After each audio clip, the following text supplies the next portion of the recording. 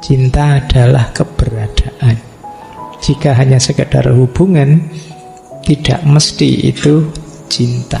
Jika engkau mencukai sekuntum bunga, biarkan saja dia seperti adanya. Cinta itu bukan tentang kepemilikan. Cinta adalah tentang penghargaan. Ketika saya berkata, jadilah budak cinta, yang saya maksud bukan untuk menjadi pelayan orang yang Anda cintai. Bukan, tidak sama sekali. Saya tidak mengatakan untuk menjadi pelayan seorang kekasih. Maksudku jadilah.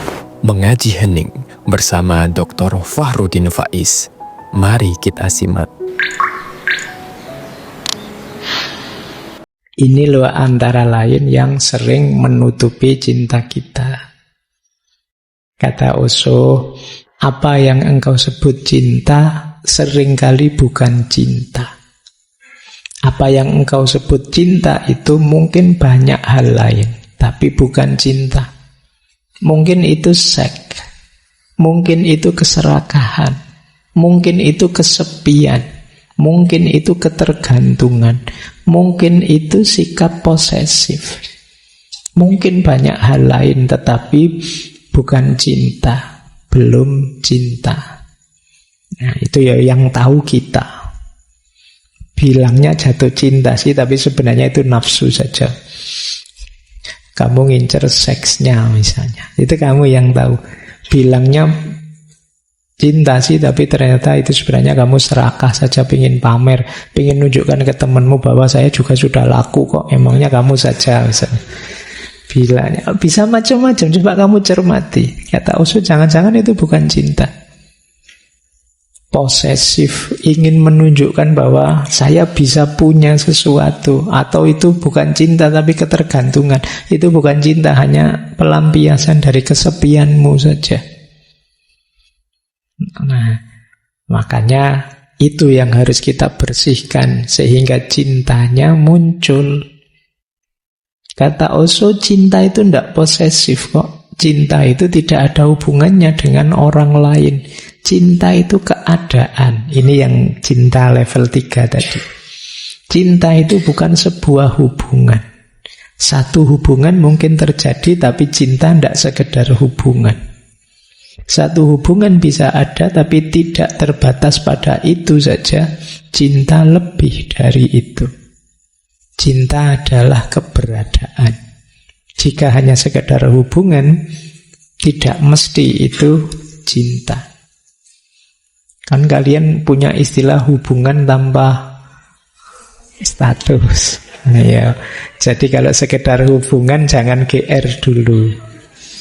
Jadi kita kan berhubungan iya, tapi kan tidak mesti cinta namanya hubungan, itu bisa macam-macam. Kuncinya apa satu hubungan disebut cinta? Karaktermu berubah jadi karakter seorang pecinta. Kuncinya di situ sebenarnya. Maka fokusnya pada dirimu yang jadi pecinta, bukan siapa yang kamu cintai. Ini dulu teori yang sama disampaikan ketika kita belajar Erich Fromm.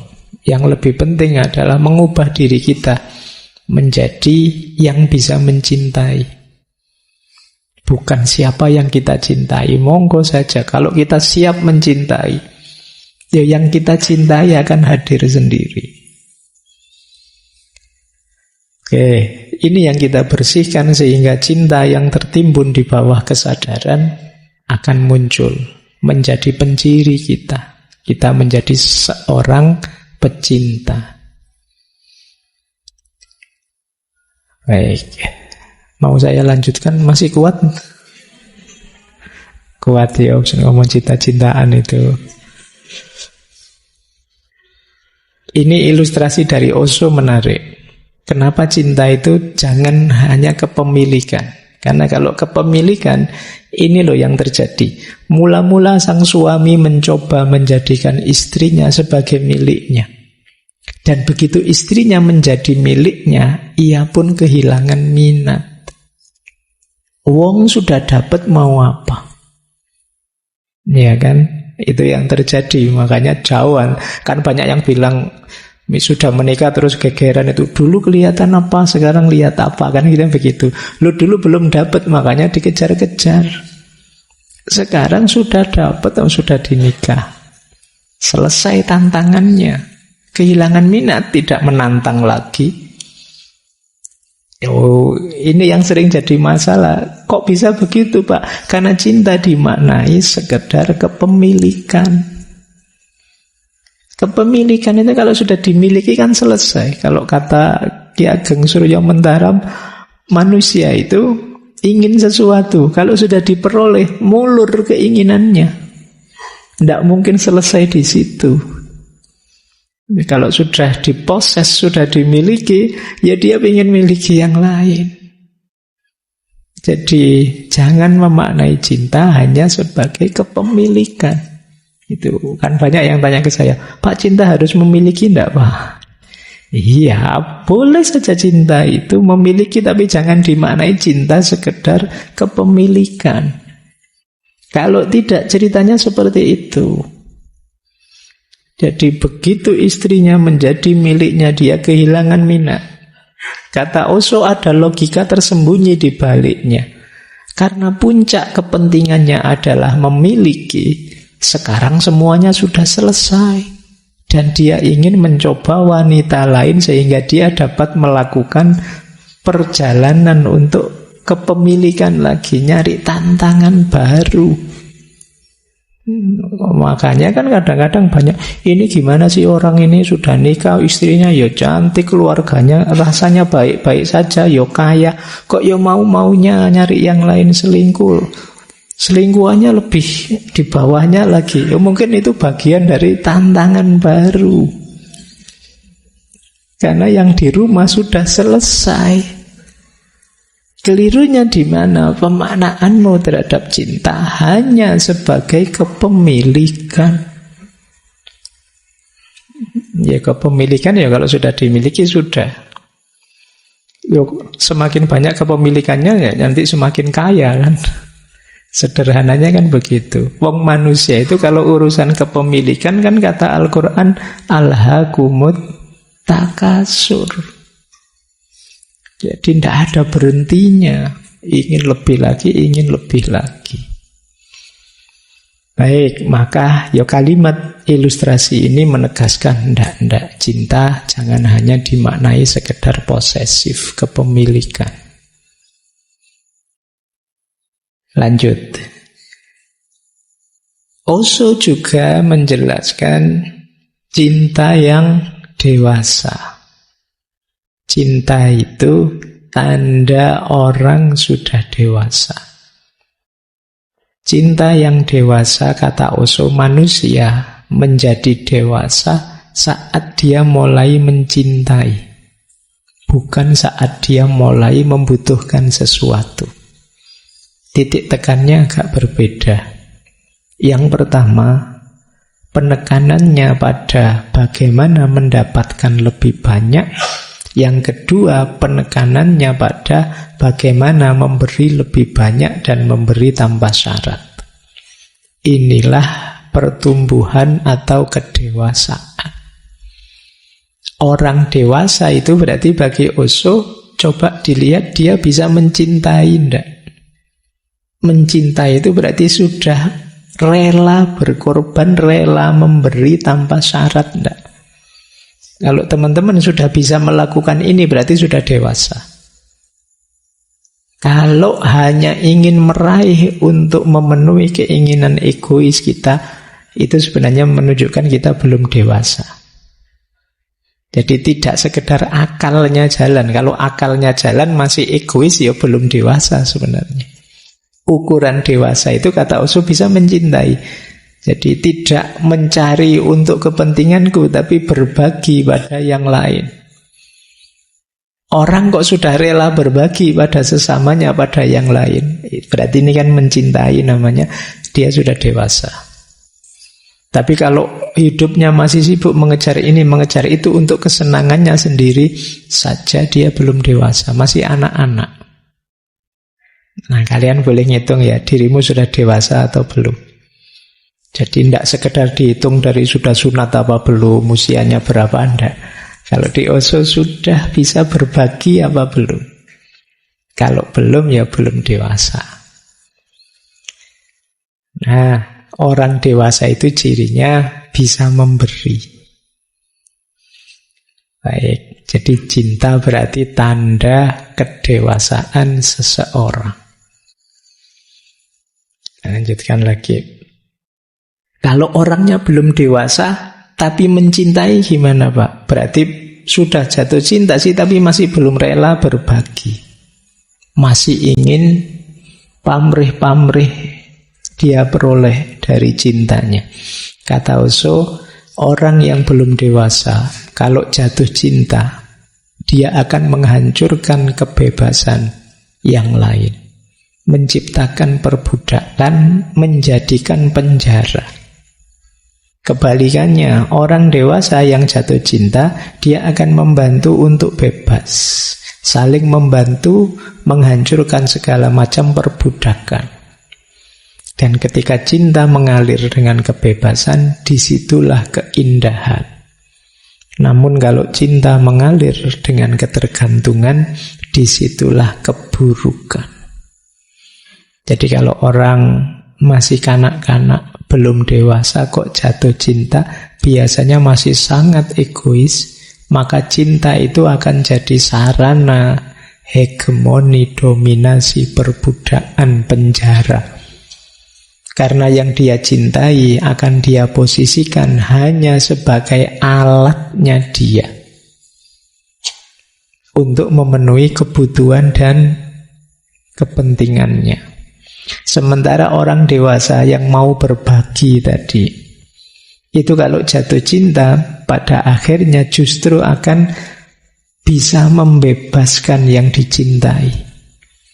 Jadi memberikan yang terbaik pada yang dicintai. Disitulah nanti akan kelihatan indahnya cinta.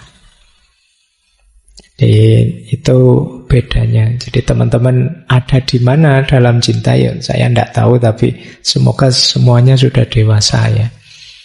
Apalagi sudah mahasiswa, semoga rela berbagi. Ini kalau diomongkan gampang, tapi dalam prakteknya kadang kita itu punya kadar kepelitan kita masing-masing. Entah dalam hal apa, itu sisi egoisnya kita. Ayo latihan berbagi. Makanya ada ayat Al-Quran itu yang bilang lan tanalul birra hatta tunfiqu ma tuhibbun. Jadi masih belum disebut kebaikan kalau engkau belum berbagi apa yang engkau cintai. Ini jangan dimaknai dum-duman pacar ya. Maksudnya kalau ingin berbagi sesuatu itu yang berharga. Jadi berbagi itu sudah dewasa, apalagi mau berbagi hal-hal yang kamu anggap berharga untuk dirimu. Nah, itu cirinya kebaikan. Kalau masih enggak, kalau masih saya punya yang jelek-jelek, barang-barang jelek tak bagi ke orang, itu masih belum kebaikan kan? Karena orang lain hanya kamu anggap tempat sampah saja. Jadi wadahnya barang-barang yang kamu tidak suka. Tapi baik itu, ini saya masih suka ini. Tapi ya sudahlah, kasih sama orang yang lebih butuh mungkin. Nah, ini baru kebaikan. Nah, jadi memang berbagi itu cirinya orang sudah dewasa, sudah matang. Kalau mencintai, ya yang ada di pikirannya untuk kebaikan yang dicintai. Inilah cinta yang dewasa. Baik, kita lanjutkan. Ini menarik kalimatnya. Kalau engkau menyukai sekuntum bunga, jangan dipetik. Karena dia akan mati dan tidak lagi menjadi hal yang engkau sukai. Jika engkau menyukai sekuntum bunga, biarkan saja dia seperti adanya. Cinta itu bukan tentang kepemilikan. Cinta adalah tentang penghargaan. Nah, ini sekalian ngertilah maksudnya ya. Kalau ketemu Ini hubungannya dengan posesif tadi. Kita itu cenderung ingin mengambil, memetiknya hanya untuk kepentingan kita. Padahal kalau sudah jadi milik kita, itu kita tidak tertantang lagi. Karena dia akan kita ubah sesuai keinginan kita, tidak seperti dirinya semula sebelumnya. Padahal yang kita sukai, kita cintai, itu dia yang sebelumnya tadi. Sekarang kita ubah dia sesuai keinginan kita karena jadi milik kita. Maka jangan heran pada akhirnya kamu sendiri merasa, kemana dulu rasa yang ada ini kok sekarang pergi? Karena engkau yang mengubahnya sendiri. Jadi kalau ada sekuntum bunga, kamu senang, jangan dipetik. Kalau dipetik, kamu bawa ke kamar, kamu tidak akan senang lagi dengan bunga itu. Karena tadi kamu kagumi bunga itu, ditangkainya seperti dia apa adanya. Nah, ini ilustrasi dari tadi loh, bagaimana kita menghargai cinta, tidak sekedar ingin memiliki. Justru indahnya ketika kita biarkan dia seperti adanya. Itu yang disebut cinta itu membebaskan. Jadi prinsip dasarnya memang freedom, kebebasan. Baik. Nah, ini menarik. Ada satu teori dari Osho. Cinta yang sejati itu justru kesediaan untuk sendiri. Ini menarik ya. Kita kan selama ini pokoknya hidup mati berdua kemana-mana bareng.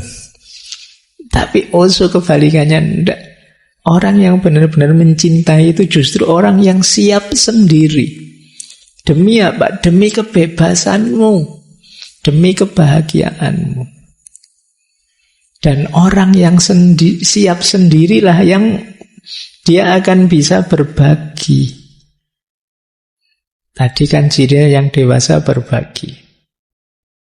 Siap sendiri bukan berarti tidak jadi nyari pasangan, Pak. Tidak begitu maksudnya. Jadi siap sendiri itu kata Osho, kebenaran eksistensial hanya orang yang mampu menyendiri, yang mampu mencintai, berbagi dan menyelami inti terdalam cinta. Cinta bukan sebuah hubungan, cinta itu keadaan.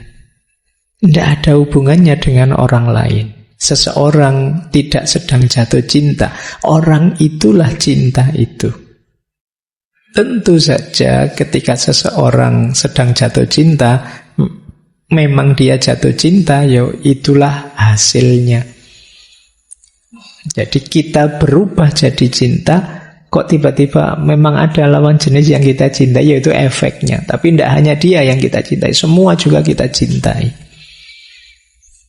Nah, kadang-kadang justru dalam cinta itu kita siap menyendiri jadi diri kita untuk bisa berbagi lebih banyak pada yang kita cintai.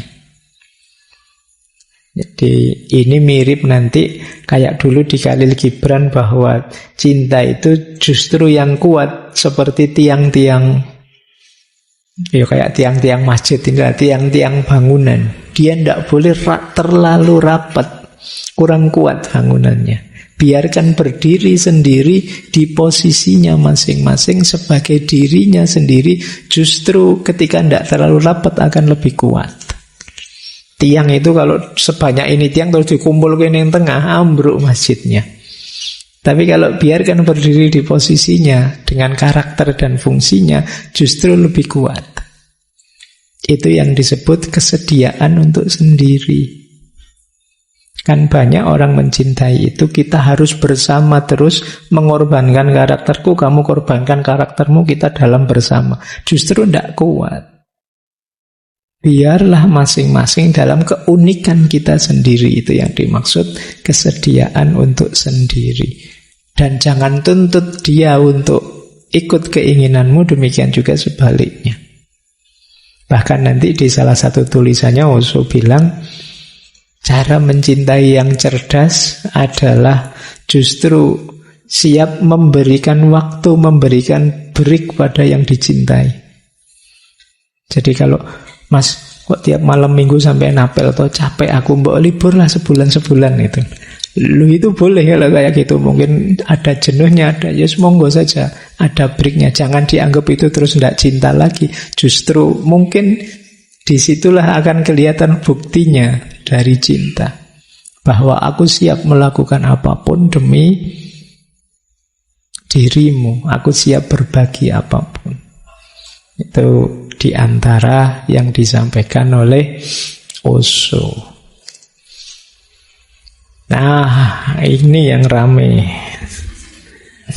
yang sering kalian komplain ya. Sejak tadi kan kalimat-kalimat yang rasanya ini kalimatnya anak-anak yang bucin semua tadi ya. Budak cinta. Coba perhatikan uraiannya Osho itu ya tentang budak cinta. Ketika saya berkata, jadilah budak cinta, yang saya maksud bukan untuk menjadi pelayan orang yang Anda cintai. Bukan, tidak sama sekali. Saya tidak mengatakan untuk menjadi pelayan seorang kekasih. Maksudku jadilah pelayannya cinta. Gagasan murni tentang cintalah yang harus dilayani. Kekasihmu hanyalah salah satu wujud dari gagasan murni itu. Dan seluruh keberadaan tidak mengandung apapun kecuali jutaan manifestasi gagasan murni itu. Bunga, bulan, kekasihmu, anakmu, ibumu, ayahmu, semuanya adalah wujud gelombang di lautan cinta. Namun jangan pernah menjadi pelayan seorang kekasih. Ingatlah selalu bahwa kekasihmu hanyalah satu ekspresi kecil. Sajikan cinta lewat sang kekasih, tapi jangan pernah melekat pada sang kekasih. Ketika seseorang tidak terikat pada kekasihnya, cinta mencapai puncak tertingginya. Saat seseorang melekat, ia akan mulai terjatuh. Engkau akan memenuhi semua kebutuhannya, tapi jangan penuhi keinginan egois atau keinginan fiktifnya. Jangan memenuhi apapun yang benar-benar akan merugikannya. Misalnya, jangan memenuhi egonya, meskipun egonya menuntut. Orang yang terlalu khawatir, terikat, akan memenuhi tuntutan ego. Itu artinya Anda meracuni kekasih Anda. Jadi yang pertama, bucin itu bukan berarti budaknya pacar, budaknya kekasih, tapi budaknya cinta. Budak cinta itu maksudnya apa? Mari kita jadikan cinta sebagai bahan pertimbangan, cara pandang kita, cara hidup kita. Seperti saya bilang tadi, memutuskan apapun, melihat apapun, pertimbangannya cinta. Itulah yang disebut bucin, budaknya cinta, pelayannya cinta, kata Osho. Dan ini ya memang tidak terbatas di kekasih, tapi juga teman, orang tua, saudara, anak, tetangga, semua saja adalah yang mendapatkan perlakuan layanan cinta dari kita. Bahkan kalau tentang yang kita cintai, yang kekasih kita tadi, tidak selalu keinginannya kita layani. Kadang-kadang ada permintaan-permintaan egois yang justru menghancurkan dia. Kalau kita turuti saja, sebenarnya kita sedang meracuninya. Jadi misalnya kalian dimintai bantuan, Mas aku lagi males bikin skripsi, kamu yang bikinin ya. Oke siap itu. Lo yang kuliah siapa, yang bikin skripsi siapa. Jadi ini bagi saya jenis-jenis meracuni itu tadi. Jadi tidak semua permohonannya harus kamu penuhi. Permintaannya apapun harus kamu jawab dalam koridor cintamu. Cinta itu ya tidak selalu harus menuruti permintaan yang kamu cintai.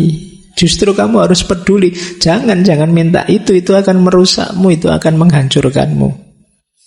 Kita jangan ikut-ikutan meracuni yang kita cintai. Oke ya, baik. Terus kita lanjutkan.